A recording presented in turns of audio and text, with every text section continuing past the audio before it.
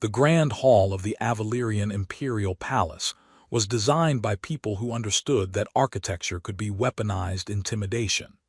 Daniel Cross stood at the entrance, staring at approximately 300 seats arranged in geometric patterns he couldn't decipher, and felt his carefully maintained professional composure begin crumbling into pure panic. He was supposed to be here as part of Ambassador Chen's delegation, a minor participant, observational support, someone who took notes and stayed quiet. But two senior staff members had fallen ill with what the medical officer cheerfully called aggressive alien microbial exposure. And suddenly, Daniel had been upgraded from person who carries the ambassador's extra datapad to actual diplomatic presence representing Earth at a major ceremonial event. The problem was his cultural briefing, or rather, the catastrophic failure of his cultural briefing. Daniel's information tablet had downloaded sections 1 through 9 of the official Avalerian Customs Guide before the file corrupted. Section 9 covered appropriate conversation topics during formal meals. Section 10, which Daniel desperately needed, apparently covered ceremonial seating protocols, a topic he was increasingly certain was extremely important to people who built their entire civilization around hierarchical complexity and honor systems so intricate they made human feudalism look simple. Cultural attaché Cross. Kairos, the junior palace official assigned to guide him, appeared at his elbow with the soundless grace common to Avalerians. Her long, curved ears tilted back toward him in what might have been curiosity or possibly concern. Daniel's ear position interpretation skills were about as reliable as his seating protocol knowledge, which was to say non-existent. "Yes, thank you, I'm ready," Daniel lied, clutching his tablet like it might spontaneously download the missing 38 sections if he believed hard enough. Kairos led him through corridors that seemed carved from crystalline material that captured natural light and reflected it in patterns too perfect to be accidental. They passed Avalerian nobles in formal attire that shifted colors subtly, another detail his incomplete briefing had failed to explain. The colors probably indicated house affiliation or rank or possibly favorite breakfast foods. Daniel had no way of knowing which. "The Grand Hall is prepared for the ceremony of seasonal accord," Kairos said, her Terran standard flawless despite the musical accent common to her people. "The ritual observances will begin when the Emperor and Empress arrive. Until then, guests should be seated according to proper designation." "Right, proper designation." Daniel nodded as if he understood what that meant. "And the Terran delegation section would be?" Kairos's ears tilted forward, pleasure or amusement, Daniel guessed wildly, and she gestured toward the massive doors ahead. "You will recognize the appropriate seating, cultural attaché. The symbols are quite clear." She bowed formally and disappeared down a side corridor before Daniel could ask the obvious follow-up question. Clear to whom, exactly? Daniel approached the Grand Hall's entrance with the enthusiasm of someone walking toward a diplomatic disaster. The doors stood open, revealing a space so magnificent it temporarily overrode his anxiety with pure aesthetic appreciation. The ceiling vaulted upward at least 20 meters, supported by columns that seemed to grow from the floor like crystallized trees. Light filtered through panels that might have been windows or might have been some kind of advanced light manipulation technology. With Avalerian architecture, it was genuinely hard to tell. And the seats, hundreds of them, arranged in complex curved rows that formed patterns Daniel's brain insisted, meant something significant even as it completely failed to identify what. Avalerian nobles, warriors and scholars already occupied most positions, their formal robes creating a palette of deep colors that probably communicated entire political alignments Daniel couldn't parse. He stood frozen at the entrance, scanning desperately for any other humans who might signal where the Terran delegation belonged. He spotted Ambassador Chen's designated seat near the front, her name placard visible even at this distance, written in both Avalerian script and Terran standard. but the ambassador herself was absent, probably still in private discussions with Avalerian officials about trade agreements or resource sharing, or whatever high-level diplomats discussed when junior staff weren't around. The seats surrounding the ambassador's position were filled with what appeared to be high-ranking diplomats from various species, all wearing elaborate formal attire that suggested they'd been attending interstellar ceremonies since before Daniel was born. More Avalerians entered behind Daniel, forcing him to move forward into the hall or create an awkward bottleneck. He chose movement, walking slowly along the outer edge while trying to project purposeful navigation rather than complete confusion about basic protocols. Every Avalerian eye seemed to track his progress. Ears swiveled to follow his movement with predatory precision. Daniel felt sweat forming under his formal jacket. The Avalerian temperature preferences ran slightly cooler than human comfortable, but his anxiety was generating enough heat to compensate. He passed a section marked with symbols he couldn't read, where nobles in deep purple robes sat in perfect posture. Their ears tilted slightly as he walked by, observation, evaluation, possibly amusement at the confused human attempting to navigate their cultural maze. Another section displayed crimson and gold banners, the seats occupied by Avalerians whose ear jewelry suggested military rank. Daniel briefly considered asking someone for guidance, then remembered from Section 7 of his briefing that interrupting Avalerians during formal ceremonies was considered deeply disrespectful, potentially offensive enough to create diplomatic incidents. His tablet was worse than useless.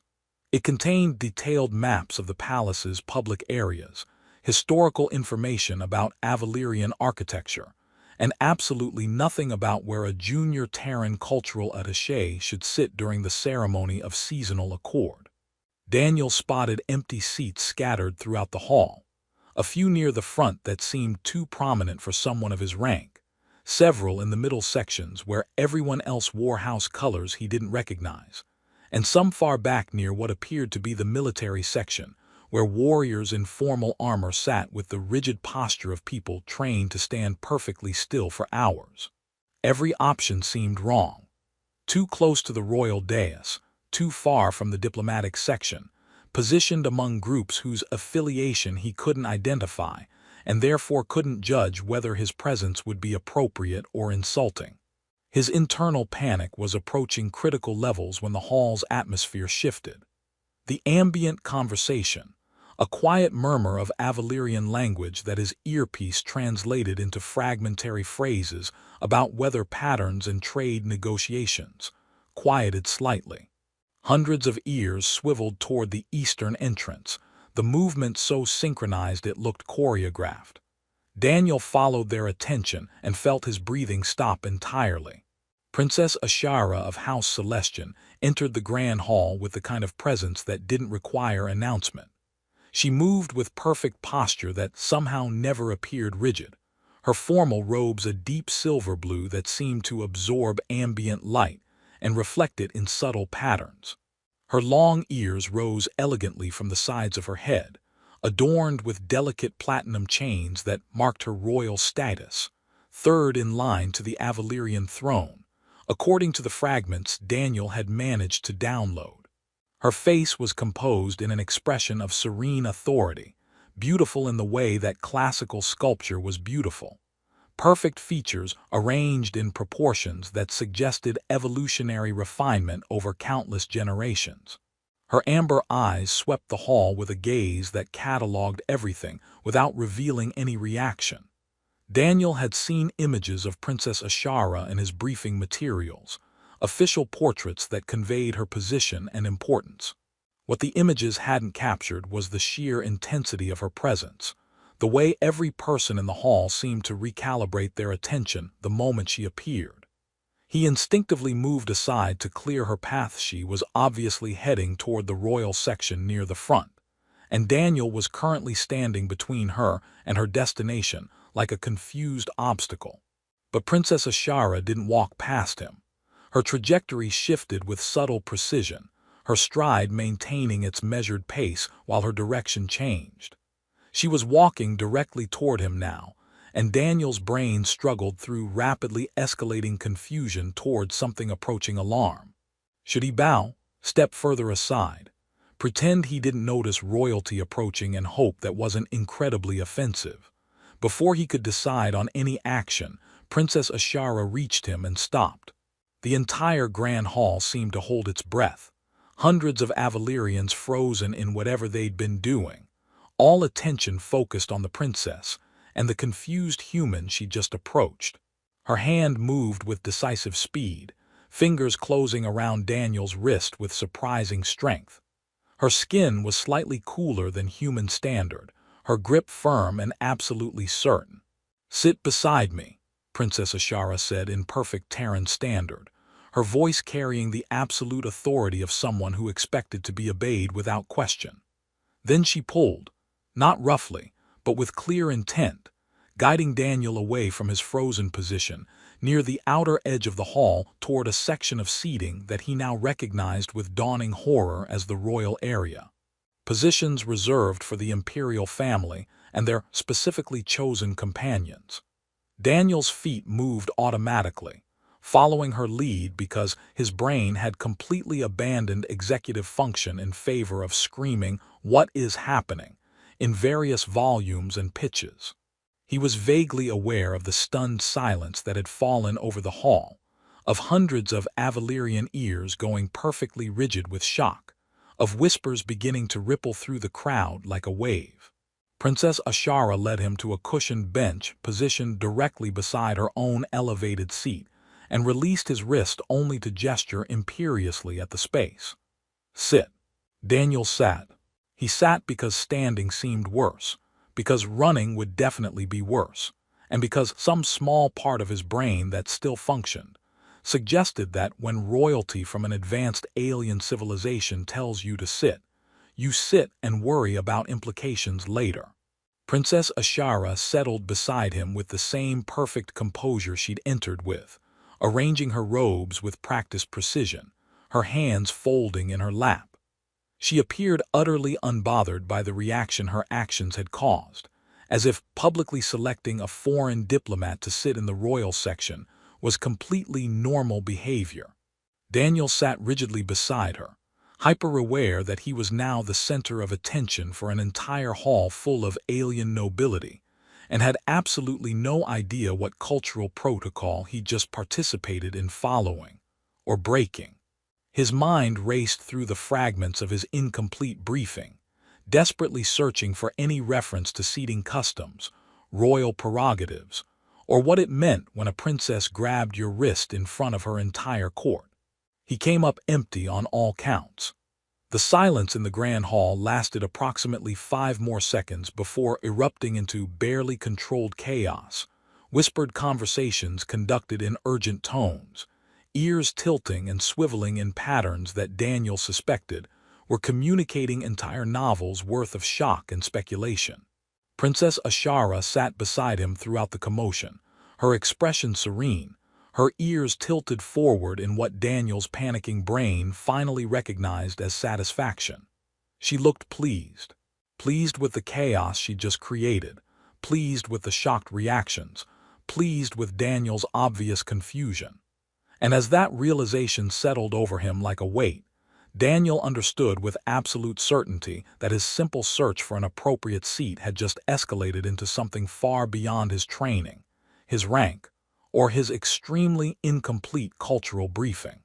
He was sitting beside an alien princess in the royal section of the most important ceremonial hall on the planet, and he had no idea why she'd chosen him or what happened next. His tablet buzzed quietly with an incoming message. He glanced down to see Ambassador Chen's name and a preview of her message. "Daniel, where are you seated?" "I can't find you." Daniel looked at the princess sitting calmly beside him, at the nobles staring with expressions ranging from shock to outrage, and wondered how exactly one explained, beside royalty in the royal section, because she grabbed my wrist and ordered me to sit here, in a way that wouldn't immediately end his diplomatic career. Princess Ashara chose that moment to do something that made the whispers intensify into a dull roar. She reached over with calm deliberation and took Daniel's hand in hers. Not a brief touch, not a formal gesture. A deliberate grasping of his hand, her fingers interlacing with his, her grip firm and clearly visible to everyone in the grand hall. Her hand was cool against his, her fingers longer and more elegant than human standard, and she showed absolutely no indication of planning to let go anytime soon. Daniel's brain, which had been struggling all day, finally provided useful context. If Avalerians had customs even remotely similar to humans regarding hand-holding, he was currently sitting in the royal section, holding hands with a princess known throughout the empire for her cold formality and rigid adherence to protocol, in front of her entire court. The political implications were probably catastrophic. An Avalerian official approached the royal section, an elderly woman whose elaborate ear jewelry suggested rank even higher than the shocked nobles Daniel had passed earlier. She wore robes in deep violet that seemed to shimmer with embedded technology or possibly just extremely expensive fabric, and her expression conveyed the kind of controlled alarm that came from decades of managing diplomatic crises. She bowed to Princess Ashara with perfect formal precision, the movement conveying respect while somehow also suggesting disapproval. "Your Highness," she said in Avalerian language that Daniel's earpiece translated with slight delay, "the ceremony of seasonal accord follows ancient protocols established by the first emperor. The seating arrangements were prepared according to rank, house affiliation, and diplomatic status. This adjustment may cause complications that affect interplanetary relations." Princess Ashara's response was delivered in the same calm, absolute tone she'd used to order Daniel to sit. "I am aware of the protocols, High Counselor Myrus. I am also aware that as a member of the imperial family, I retain the right to select my ceremonial companion according to my personal preference. I have selected cultural attaché Daniel Cross of the Terran diplomatic mission. The protocols are satisfied." High Counselor Myrus's ears flattened completely against her head, the Avalerian equivalent of shocked disapproval, Daniel's panicking brain supplied. "Your Highness, selecting a ceremonial companion is not merely a seating arrangement. It is a public declaration of—" "I know precisely what it declares," Princess Ashara interrupted with smooth authority. "Hence my selection." She squeezed Daniel's hand slightly, and he realized with escalating alarm that he'd become a piece in some political maneuvering he didn't understand, moved by a player whose strategy he couldn't begin to predict. High Counselor Myrus bowed again, deeper this time, conveying something beyond respect that might have been warning or resignation or both. "As you wish, Your Highness. The court will adapt to your decision." She retreated with the same formal precision she'd approached with, and Daniel watched her go while trying to process what he'd just witnessed. The whispers in the hall had evolved into urgent, quiet conversations, nobles leaning toward each other to share speculation and analysis. Palace guards stationed along the walls remained at attention, but Daniel noticed their ears had flattened against their heads. Alarm, surprise, possibly concern about potential security implications of a human sitting in the royal section. And through it all, Princess Ashara sat beside him with perfect composure, her hand firmly holding his, her expression serene as if she'd just done something completely ordinary rather than whatever cultural bombshell she'd apparently detonated. The ceremony began with the entrance of the Emperor and Empress, imposing figures whose combined presence somehow made the already magnificent hall feel even more significant. They took their positions on the raised dais, while attendants performed elaborate rituals that Daniel's translator rendered into phrases about seasonal renewal and cyclical harmony. Daniel tried to focus on the ceremony, tried to understand the cultural significance of the presentations and speeches that followed. But his attention kept fracturing between the cool pressure of Princess Ashara's hand in his and the growing certainty that he was going to need to explain this situation to Ambassador Chen, who would probably reassign him to the least diplomatic posting humanity had available, possibly a solo station monitoring space debris in an uninhabited system. Princess Ashara sat beside him throughout the 3-hour ceremony, her hand never releasing his, occasionally squeezing his fingers when something in the ritual seemed particularly significant. Her ears remained tilted forward the entire time, satisfaction, pleasure, or possibly just royal privilege allowing her to express whatever emotion she felt without caring about observers. When the ceremony finally concluded and nobles began filing out in strict hierarchical order, Princess Ashara remained seated. Since she was still holding Daniel's hand, he remained seated as well, watching hundreds of Avalirians exit while casting glances back toward the royal section that ranged from curious to calculating to openly hostile. The hall gradually emptied until only the royal family, a handful of high-ranking officials, and Daniel remained.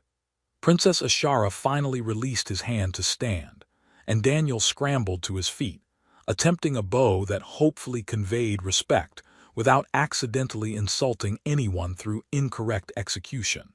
The emperor approached with measured steps, his presence somehow both imposing and surprisingly warm. His ears, adorned with jewelry so elaborate it probably required engineering support, tilted toward Daniel with what might have been curiosity. "Ashara," the emperor said in Terran standard that carried only a slight musical accent, "you have made quite the statement this afternoon." "Yes, father," Princess Ashara responded with complete calm, as if causing palace-wide scandal was simply another item on her daily schedule. "I intended to. Selecting a human as your ceremonial companion violates no written law," the emperor continued, his tone more contemplative than accusatory, "but it certainly challenges several centuries of unwritten expectations." He focused his amber gaze on Daniel. "Cultural attaché Cross, I presume you understand that my daughter's actions have placed you in a somewhat complicated position." Daniel swallowed hard, his diplomatic training finally catching up with his panic.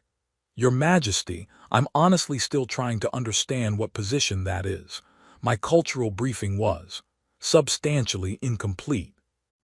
The emperor's expression shifted, possibly the beginning of a smile, though Daniel wasn't confident in his ability to read Avalirian facial expressions. How delightfully honest. Most diplomats would have fabricated comprehensive understanding to avoid appearing ignorant.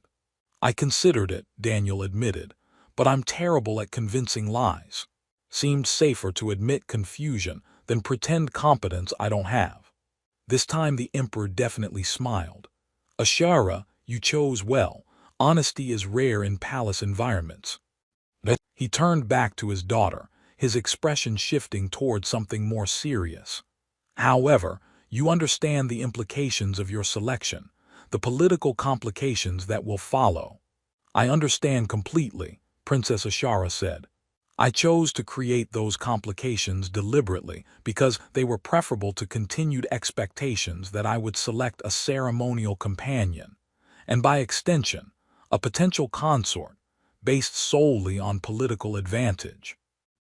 High Counselor Myris reappeared from wherever High Counselors waited during family discussions, her ears still conveying disapproval. "Your Highness, with respect, selecting a ceremonial companion is traditionally understood as the first formal step toward courtship. By choosing the human publicly, you have declared romantic interest according to customs older than our spacefaring civilization.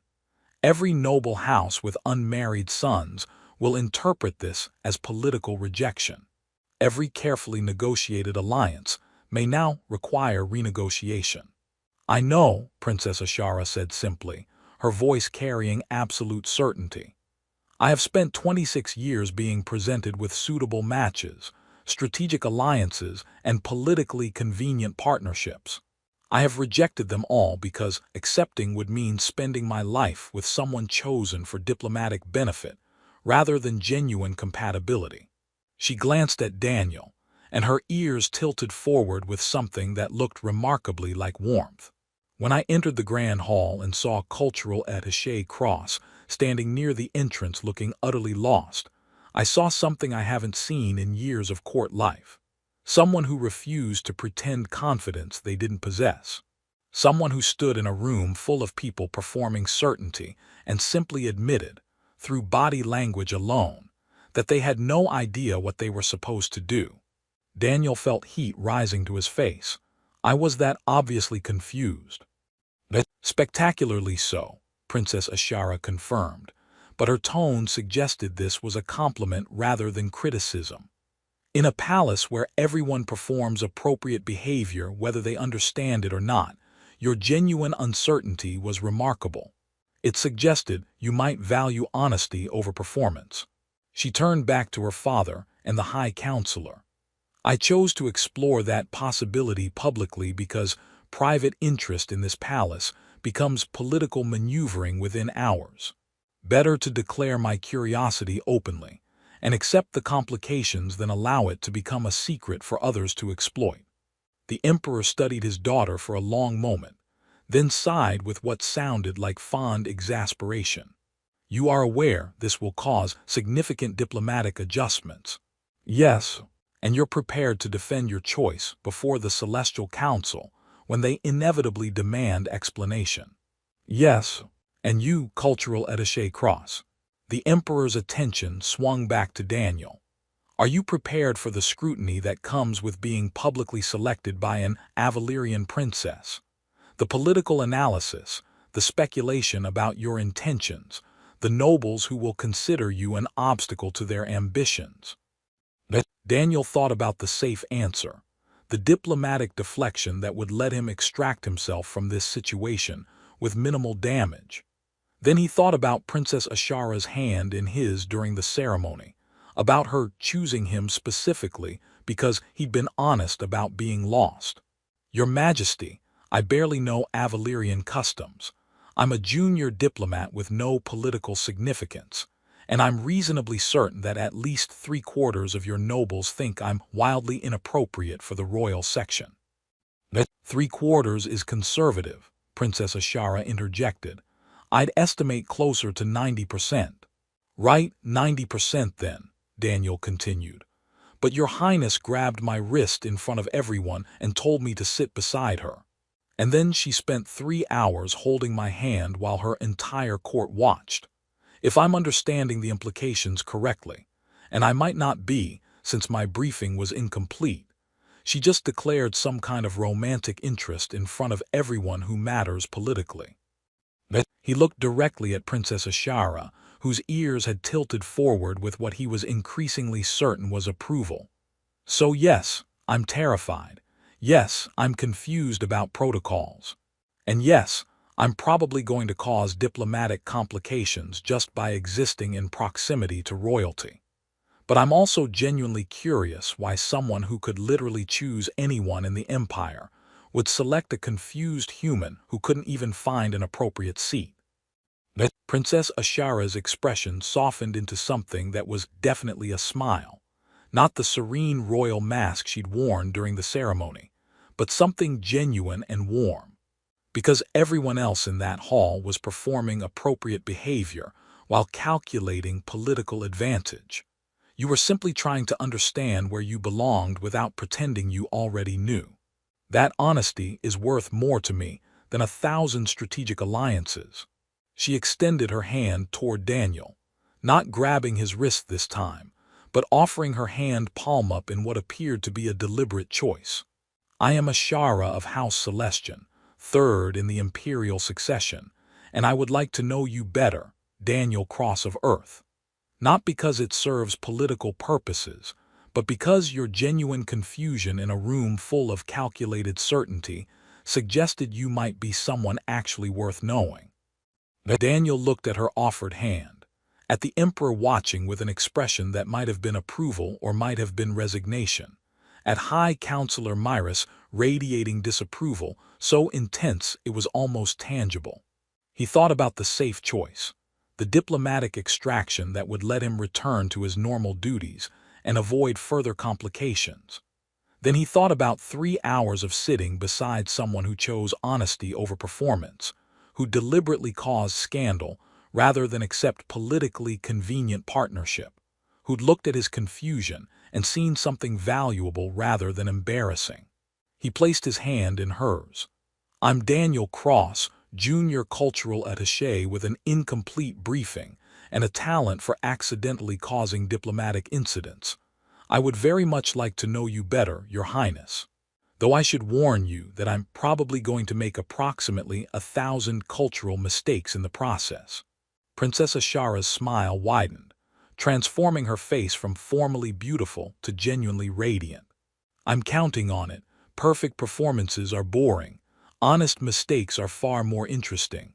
The Emperor made a sound that might have been a laugh or might have been a sigh. "Very well.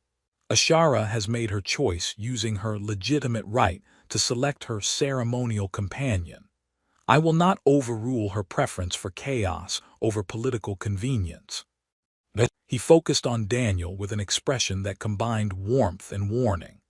"Cultural attaché Cross, you are hereby invited to the royal wing for private discussions regarding your sudden prominence in my daughter's life. I suggest you contact your ambassador and explain that you've become involved in what High Counselor Myrus is probably already classifying as a succession complication." "I'll do that immediately, Your Majesty," Daniel managed, wondering how exactly one phrased, "I accidentally triggered romantic protocols with a princess," in a way that wouldn't cause Ambassador Chen to spontaneously combust. As they left the grand hall, Princess Ashara still holding his hand with firm certainty, palace guards falling into protective formation around them that somehow included Daniel in their defensive perimeter, nobles watching from doorways, with expressions ranging from fascinated to calculating. Daniel's tablet buzzed insistently. He glanced at the screen to see multiple messages from Ambassador Chen, each one escalating in urgency. "Daniel, where are you? The Avalerian officials are asking questions about you. Daniel, where are you? They're asking very specific questions about your relationship with Princess Ashara." Daniel looked at the princess walking beside him, her ears tilted forward with obvious satisfaction, her hand gripping his with possessive certainty, and tried to formulate an explanation that wouldn't immediately result in his diplomatic career ending in spectacular fashion. He typed, "Situation complicated, will explain in person, may need crisis management protocols." Ambassador Chen's response was immediate and consisted of a single word in all capitals: MIGHT. Princess Ashara glanced at his screen and her smile grew even wider. "Your superior seems concerned. She's about to be significantly more concerned once I explain what happened. Is that going to be a problem for you?" Daniel considered this seriously. His career might be over. His reputation would definitely be complicated. And he was currently walking through an alien palace holding hands with royalty while her entire government adjusted to the scandal she deliberately created. "Honestly," he said, "I have no idea, but you chose me specifically because I was lost and admitted it. Seemed wrong to start pretending certainty now." Princess Ashara squeezed his hand gently. "Then we'll figure it out together. The entire empire will have opinions about my choice. Political analysts will spend months debating implications. Noble houses will adjust their strategies. But I chose you in front of everyone who matters specifically because I wanted them to know I was choosing honesty over performance." They walked through corridors that seemed to glow with captured light, past Avalerians who stopped to watch the princess and her unexpected companion, toward complications neither of them could fully predict.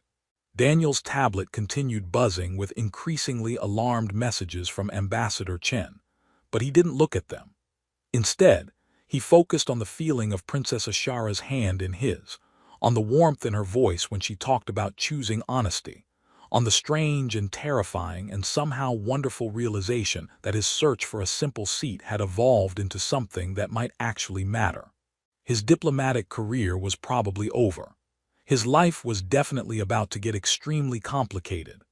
And somehow, walking beside a princess who'd grabbed his wrist and declared interest in front of her entire court specifically, because he'd been honest about being lost, Daniel couldn't bring himself to regret the moment he'd placed his hand in hers and chosen connection over safe extraction. They turned a corner into what appeared to be the royal wing, and Daniel caught a glimpse of their reflection in a polished crystal panel, a confused human diplomat and an Avalerian princess, hands clasped, walking toward whatever complications awaited two people who'd chosen honesty in a palace built on performance. It was terrifying and uncertain and completely outside his training. It was also, Daniel realized with surprising clarity, exactly where he wanted to be.